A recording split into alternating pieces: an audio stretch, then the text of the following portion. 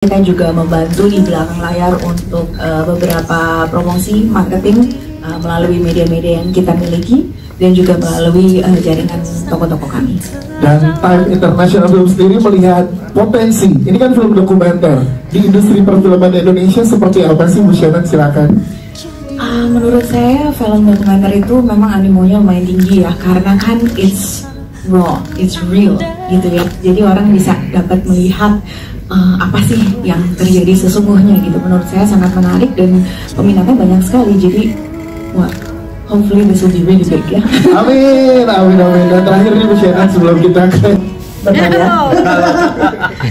Jadi kita mengambil kesempatan untuk mendokumentarikan perjalanan Rosa selama 25 tahun gitu. Jadi waktu itu pemakasannya adalah Prilly gitu. Jadi waktu pada saat itu kita mau konser, Prilly bilang, yuk kita bikinin film dokumenternya Teh Ocha yuk gitu. Terus jadi aku bilang sama Prilly, Ocha itu orangnya nggak pedean, mendingan lo aja deh yang ngomong sama Ocha gitu. Jadi akhirnya kita kompakan sama Prilly, ngobrol sama Teh Ocha.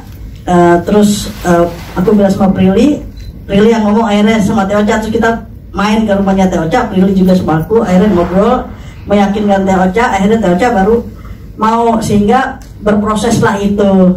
Dan prosesnya pun juga lama ya, 2,5 tahun gitu ya, karena ya kita ngumpulin materi-materi yang Teh Ocha ada gitu selama 25 tahun, dari mulai kecil sampai bikin sekarang. Film dokumenter panjang ini yang prosesnya juga sangat amat panjang, 2,5 tahun. Aku happy banget sih karena dipertemukan dengan banyak orang yang bisa menginspirasi aku, terutama Teteh gitu, sebagai anak juga yang mungkin relate sama filmnya. Aku dibesarkan juga oleh single mother, dan ketika aku berproses di All Access to Rosa 25 Shining Years ini, aku juga melihat, seakan-akan melihat kembali proses aku saat aku masih kecil, saat aku seakan-akan ya di sepatunya Rizky gitu. Walaupun ibu aku bukan seorang diva seperti Teteh, cuman aku jadi dive into Teteh's feelings gitu, dari gimana struggle-nya Teteh tuh mengembangkan, membangun, mendidik Rizky dari kecil sampai sekarang gitu. Aku juga walaupun cuma 2,5 tahun ya, tapi ada juga sedikit rasa yang kayak, oh Rizky makin gede ya sekarang gitu.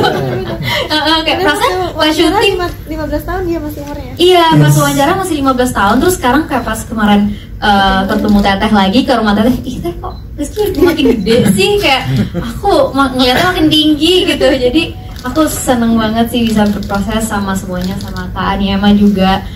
Aku banyak belajar banget sih dari sini.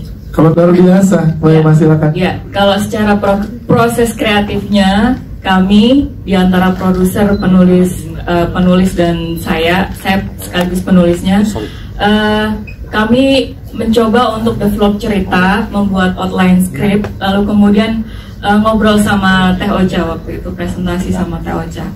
Nah, hal-hal yang saya pikirkan waktu itu banyak sekali, banyak biasnya, karena saya merasa banyak pengen tahu, daftar pertanyaan sangat banyak, tapi tetap aja saya harus balik lagi bagaimana bikin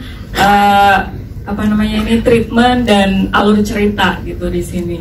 Maka dari itu, seperti yang teman-teman tadi tonton, ada bagian-bagian bagaimana Teh Ocha sebagai diva tapi kemudian mempunyai hubungan yang sangat baik dengan anaknya. Terus bagaimana pekerja kerasnya Teh Ocha, dan bagaimana yang saya pikirkan menyanyi dengan hati dan sangat langsung nyambung ke hati gitu. Wow, itu dia, tepuk tangan dong untuk itu. Dan ya sebetulnya aku cuma menceritakan apa yang aku laluin setiap harinya, tanpa berpikir bahwa ini bagus atau enggak. Pokoknya setiap hari yang aku pikirin hanya gimana cara memberikan yang terbaik, baik dalam pekerjaan ataupun dalam keluarga gitu. Sebisa mungkin aku bisa membagi waktu aku dengan semua orang.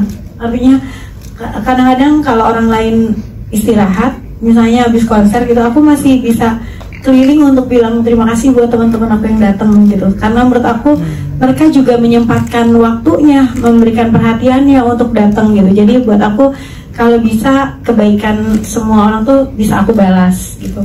Dan apa namanya, mudah-mudahan film ini aku ngomong di awal ya sama Mbak Emma, aku bilang aku nggak mau kayak memuji-muji diri sendiri, itu aku sama sangat tidak mau gitu untuk melakukan itu di film. Setelah kita agree untuk tidak selalu menjaga itu, jadi yang diperlihatkan mungkin lebih ke normalnya aja, aku di atas panggung gitu, aku di balik panggung.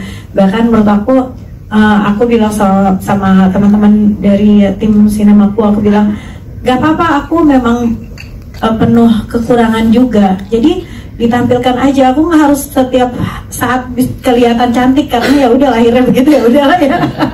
Jadi kayak nggak usah gitu, tapi apa namanya, yang pasti biarkan semua orang juga jadi bisa belajar bahwa musisi itu cukup berat ya, maksudnya bukan cuma musisi, aku yakin ya yang ada di industri hiburan itu namanya juga penghibur kan.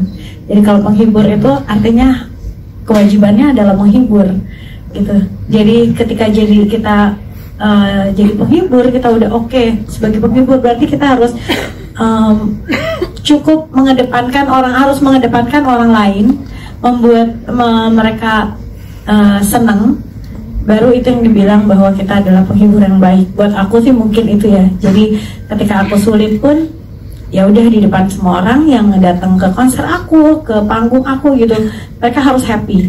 Gimana caranya ya, kalau mereka ngeliat aku sedih pasti aku sedih kan. Jadi aku memang harus kelihatan happy, bukan artinya aku munafik, tapi aku mencoba untuk ini adalah kewajiban aku gitu, memendam sebentar, kemudian naik ke atas panggung, berubah menjadi Rosa, turun ke atas dari bawah panggung, kembali menjadi manusia biasa aja, Ocha. Dan dia itu dari dulu emang tidak terekspos banyak. Mungkin teman-teman media kalau mau wawancara sama Rizky kan, aku jarang memberikan gitu ya, mungkin teman-teman tahu, supaya karena anaknya memang memilih untuk lebih baik ya, jadi dialah gitu, nggak berat sebagai public figure. Dan aku waktu itu bilang ketika mau bikin film ini, Kak, ibu mau bikin film, gimana menurut kakak? Oke, ibu nggak apa-apa gitu. Tapi nanti kalau ada yang mau nanya-nanya kakak, boleh nggak? Boleh, selama aku jawabnya juga jujur-jujur aja, aku nggak perlu bikin ada skrip dan lain sebagainya. Enggak, ini adalah film dokumenter. Jadi kakak boleh jawab apapun juga kakak yang mau kakak ungkapkan, silahkan, aku bilang gitu.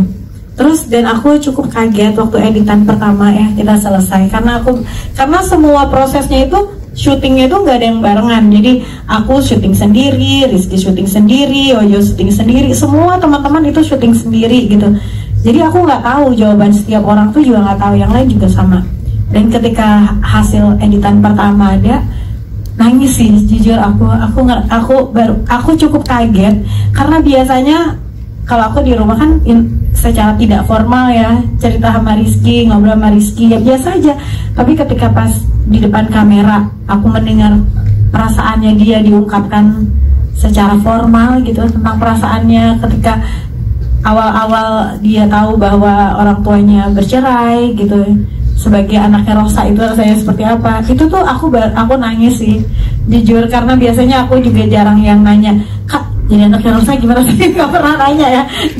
Jadi dari lewat film All Access inilah aku baru tahu gitu, dan pandangan sekeliling aku tentang aku juga aku baru tahu sekarang gitu. Jadi kayak, karena ya cukup kaget sih buat aku juga. Dan ini adalah kehebatan sih dari tim sinemaku yang bisa menjahit jadi kayak scene by scene-nya itu menjadi sebuah alur yang luar biasa jelas. Jadi buat aku film dokumenter ini mudah-mudahan tidak membosankan ya, karena takutnya kan kalau dokumenter itu ada takut ke situnya, tapi ini mudah-mudahan bisa dinikmati gitu. Yes, itu ya, tepuk tangan dong untuk